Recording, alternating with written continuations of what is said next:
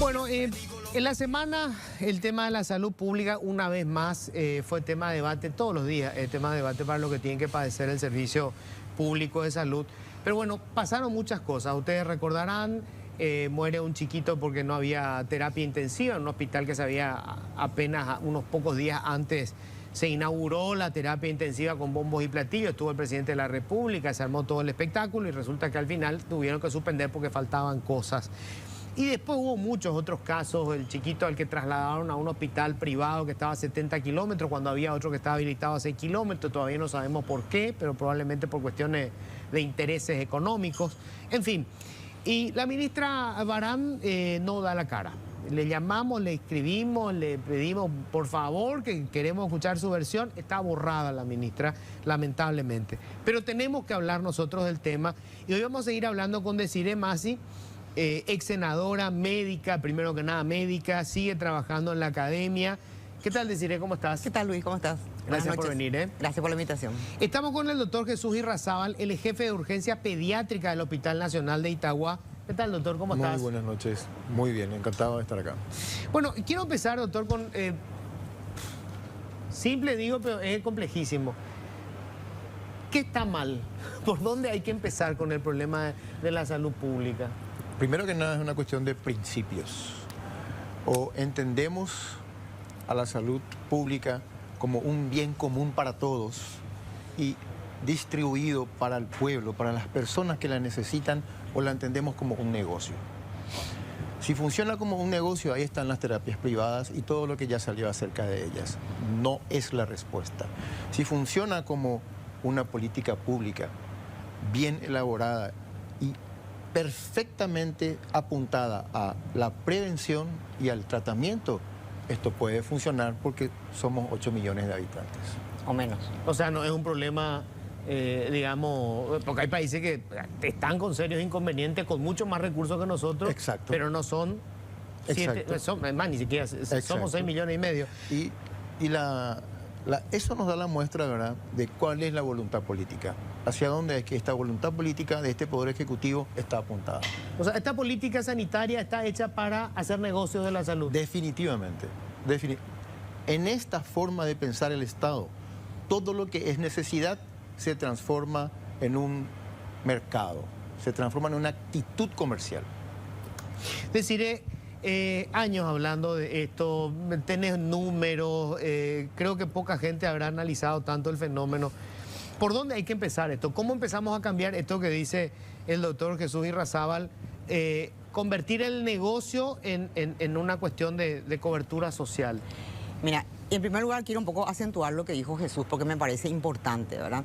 Porque cuando hablamos del sistema, que nada más contradictorio de llamar sistema a algo que no está coordinado, porque un sistema pues es algo que está organizado, planificado y que funciona.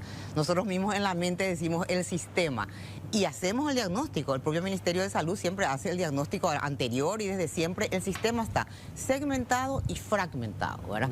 ¿Qué significa esto? Segmentado es que tenés el Ministerio de Salud por su parte, el IPS por su parte, clínica, sanidad policial, militar, las gobernaciones. Eso significa segmentación. Ahora, que esté fragmentado, ¿qué significa eso? Que no están conectados entre sí. Que no está, claro, que está destruido, que está desorganizado al interior, ¿verdad? Entonces, ¿cómo es que se hace el diagnóstico técnicamente? El sistema de salud está segmentado, que ahí podemos entender, porque hay leyes que cambiar, hay modelos que discutir, si vamos hacia la seguridad social, hacia un sistema único de salud, pero fragmentado te da el diagnóstico en palabras técnicas de un sistema que está desorganizado en al interior del mismo, ¿verdad? Y eso repercute en la salud de la gente. Esto que estamos viendo con la muerte de los recién nacidos, vamos a decir, es porque no hay una atención y después podemos empezar a hablar de las causas, etcétera, etcétera, pero no hay un continuo en la atención desde la mujer cuando queda embarazada o antes incluso, todo el proceso de embarazo y la atención, ¿verdad? Entonces, yo quisiera remarcar en primer lugar lo que está diciendo Jesús, ¿verdad? Que acá, si nosotros seguimos concibiendo esto dentro del modelo prebendario y clientelar ¿verdad? Donde los que están ocupando cargos a nivel central e incluso a nivel de los directores regionales, etcétera, le responden al caudillo de turno y toman la salud como una mercancía y otras veces como un negocio, como estás diciendo. Entonces esto no va, porque mira, todo lo que yo te puedo decir no solamente están en manuales. Hay indicadores, hay formularios, se han hecho capacitaciones de todo tipo, ¿verdad? Y yo quiero remarcar una cosa acá, y me parece importante antes de entrar a la parte asistencial. La salud tiene, nosotros como seres humanos tenemos condicionantes que se llaman así, determinantes de salud, ¿verdad? O sea, que determinan no solamente cómo va a ser tu vida, sino que hasta cuánto tiempo vas a vivir. Y esos determinantes, el grado de escolaridad, ¿verdad? Donde vivís, y eso se traduce, esto no es un discurso de izquierda, ¿eh? No, o sea, claro. Eso se traduce en indicador, ¿verdad? O sea, si vos vivís a nivel rural, tenés menos grados de escolaridad, tenés menos ingresos, tenés una serie de patologías, tenés barreras geográficas, que incide en tu salud, ¿verdad? Disminuye tu esperanza de vida y todos esos factores, y entre todos los factores, el que más pesa son factores ambientales, laborales, es el tema del ingreso, o sea, la pobreza o no. Eso determina, reitero, cuánto tiempo vas a vivir incluso. Y sobre todo la calidad de vida, ¿verdad? Entonces cuando se sigue con este modelo, más allá del tema político incluso, ¿verdad? De querer poner la salud divorciada de la economía, yo creo que ahí hay un problema ideológico en serio, ¿verdad? Pero de nivel ideológico que hay que discutir. Porque cuando me hablan de la preocupación del déficit fiscal y no se preocupan del déficit social, que es, por ejemplo, salud y educación, yo digo, ¿de qué están hablando con el equilibrio social? ¿O de qué están hablando con el aumento del PIB? ¿Verdad? Cuando en la realidad con el aumento del PIB ahora queda más que nunca en evidencia lo poco que tiene salud, ¿verdad? Con respecto al Producto Interno Bruto, que te cuento que salud tiene, ¿verdad? Aproximadamente 4.1. El porcentaje que te dice OMS te dice como mínimo tiene que ser 6% o 7% del Producto Interno Bruto. El Ministerio de Salud tiene 4.1, o sea, hay que duplicar el Ministerio de Salud. Si vamos a ir por el lado del financiamiento, para empezar nomás. En este momento tiene un presupuesto de 10 billones de guaraníes, que es 1.400 millones de dólares. Eso hay que duplicar. Pero ahí entramos ya en la otra parte, es la parte de gestión. Vos sabés que en este momento yo estuve revisando, salvo que tengan en secreto y no tienen por qué tenerlo, ni siquiera hay llamado a licitación de insumos. Porque antes la excusa era, estamos en llamado. No llamaron todavía, pero si estamos en el tercer trimestre. Cuando en la realidad si sos vos un buen gerente, y esto yo siempre como por ejemplo, pero no para mandarme la parte entre comillas, porque clínica es nada frente al Ministerio de Salud, es nada. Cuando yo fui directora de clínicas, como la dirección dependía del Consejo Directivo y otra vez del rectorado, ¿verdad? En diciembre se aprobaba el presupuesto. Yo hacía aprobar todito por el Consejo Directivo, ¿verdad? Las licitaciones por el rectorado y llamaba ad referéndum, ¿verdad? Para febrero, cuando se firmaba el decreto reglamentario, todas mis licitaciones ya estaban. Así en salud, porque es la diferencia entre la vida y la muerte. Ahora, le quiero preguntar a Jesús, este tema, a ver, ahora resulta que vamos a inaugurar hospitales nuevos, ¿verdad? Y esta es la cara de que estamos cambiando la salud pública. Vos estás desde hace décadas trabajando en hospitales públicos y ahí en la trinchera. ¿Cambia en algo tener un hospital nuevo? En absoluto, cambia inmediatamente, definitivamente no. El puntal de toda actividad que se dedique exclusivamente a hacer una responsabilidad social en salud es el sistema preventivo. Primero prevenir. Como hablamos en el caso de los recién nacidos, el Ministerio de Salud Pública debe ampliar su visión, debe entender a la mujer en el estado preconcepcional y a la mujer en el estado concepcional, que son dos lugares completamente diferentes, a la cual administrar atención en situaciones completamente diferentes. Igual que las adolescentes, que no tienen por qué ingresar en ese campo concepcional. Entonces, ahí nos damos cuenta que desde antes de ingresar a un hospital, un sistema de salud que entiende lo que está haciendo, puede trabajar directamente sobre su población. en este caso sobre las mujeres, pero no están visibilizadas como tales, no están visibilizadas como una persona, como un agente social, están visibilizadas como números. Entonces, si este número no me va a dar ningún rédito, entonces yo no actúo sobre ellos. Sin embargo, un hospital va a movilizar una gran cantidad de insumos, una gran cantidad de negocios, porque aparece un hospital, voy a decir sin miedo, como el de Oviedo, le doy 6 meses para que enfrente a ese hospital aparezca una farmacia. Unos meses más, 3 farmacias. Después la ecografía de los amigos, porque ya no se hace más ecografía. Después el laboratorio de los amigos, porque ya no funciona más el laboratorio. Y así sucesivamente. Ha pasado y seguirá pasando, porque esa no es la única estrategia. La mejor estrategia va a seguir siendo la prevención. O sea, el hospital termina siendo una suerte de shopping. Definitivamente. ¿Verdad? Donde vos concentrás a la clientela a la que le vas a vender todo lo que está alrededor del hospital, que es de los amigos. Otro detalle muy importante, ¿por qué no se preocuparon por levantar los hospitales que se están cayendo? Como el caso de Barrio Obrero, que ya no puede rendir a la cantidad de personas que acuden a ese hospital. Chiquitito para la demanda que tiene hoy. ¿Por qué no se preocuparon por levantar el Hospital Nacional de alta complejidad, que cumple sus funciones así como está? ¿Por qué no se preocuparon por mejorar lo que se tiene en lugar de abrir el espacio para el negocio de los amigos? Desiree, vos decías, esto ya hay manuales, hay planes, hay estadísticas y hay gente que se preparó. ¿Alguna de esa gente está en el equipo de la ministra Barán? En el nivel central creo que ahora hay 1 o 2 personas, ¿verdad? Pero el resto no, el resto no. Lastimosamente acá con el cambio, con estas internas eternas que tiene la ANR, ¿verdad? Incluso mira que hay gente que acá pasó, aunque la pandemia no terminó, porque yo no puedo hablar como sanitarista en pasado del COVID, acá hay gente que realmente fue directora en el medio de un tsunami, ¿verdad? Ahora, porque estuvo en el gobierno de Mario Abdo nomás, ni siquiera, porque son colorados, y trabajaron por Peña y qué sé yo, hasta el último jefe del último no sé qué le cambiaron, ¿verdad? Entonces vos decís, en salud, sobre todo porque los médicos, salvo los que tenemos cierta especialidad, ¿verdad? En administración pública, el médico se forma también, ¿verdad? Siendo un gerente. Le cuesta mucho, pero no es nada, o sea, manejar stock, etcétera. Son 3 leyes que se manejan.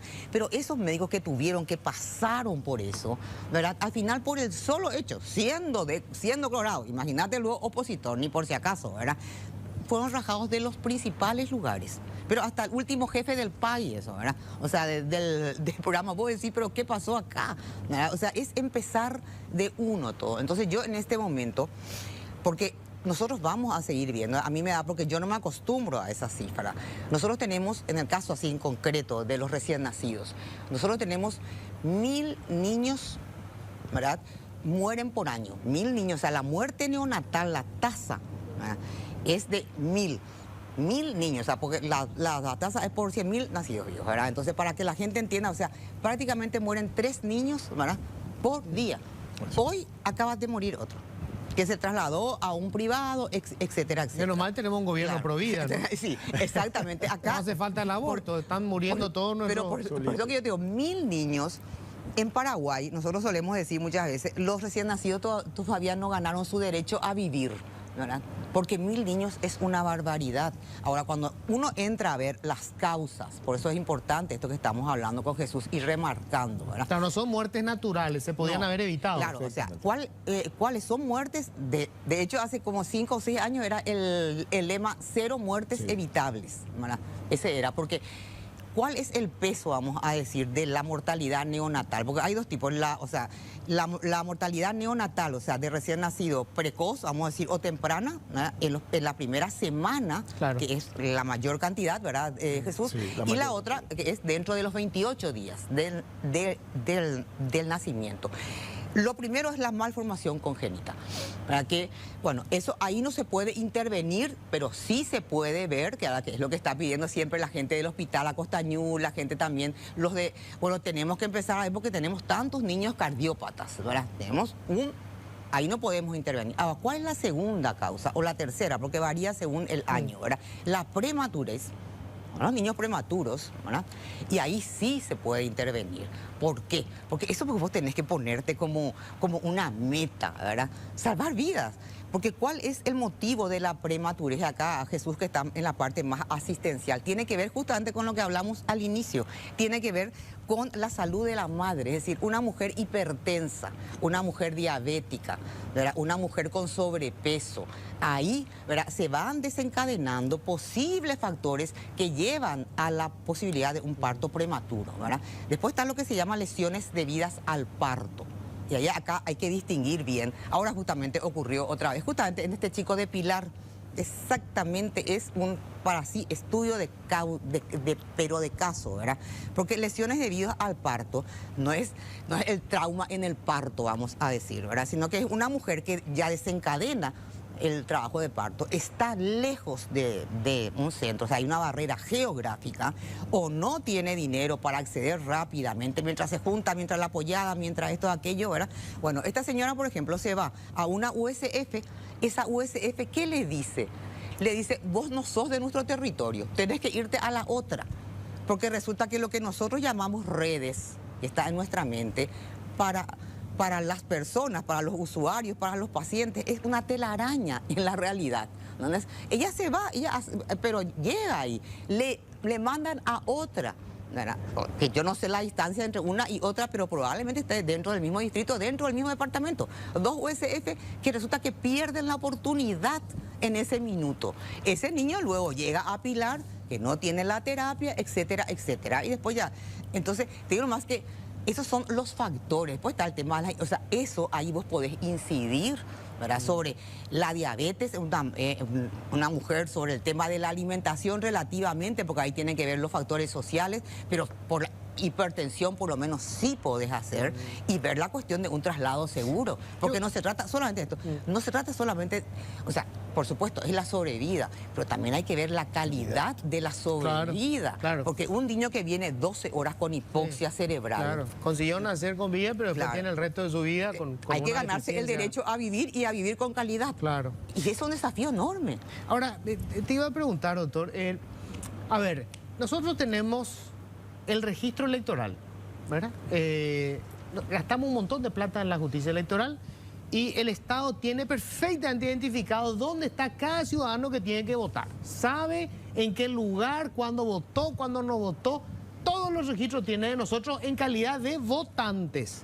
No podemos tener el mismo registro para la salud, una suerte de RUE que tienen los estudiantes. Perfecto. Y saber, Luis Barreiro nació acá, su último control fue acá, él parece que va a tener diabetes. Podemos evitar que tenga diabetes, pero nosotros le recibimos en el hospital público acá, a sus 45 años, cuando ya no tiene más nada que hacer, ya está, ya es diabético, ya es hipertenso. Eso no se puede hacer. Perfectamente posible es. Por eso que estamos hablando de un Estado ausente. Por eso que le señalamos a este Estado como ausente. Aparece cuando es totalmente crítica la situación y no en aquellas condiciones donde podía haber intervenido en forma eficaz y eficiente, como esto que vos decís. Un diabético, por su ascenso de peso para su edad, por su índice de masa corporal, perfectamente ya puede ser asistido, no hace falta una tecnología altamente compleja. Es un diálogo en el consultorio y es una muestra acerca de cuál puede ser el desencadenante final si seguimos así con tu diabetes. Entonces, perfectamente, es un diálogo de consultorio que en un hospital y en una USF es gratuito. O sea, esa asistencia en el momento adecuado de alguien que ya sabemos dónde está y qué le está pasando, perfectamente se puede controlar.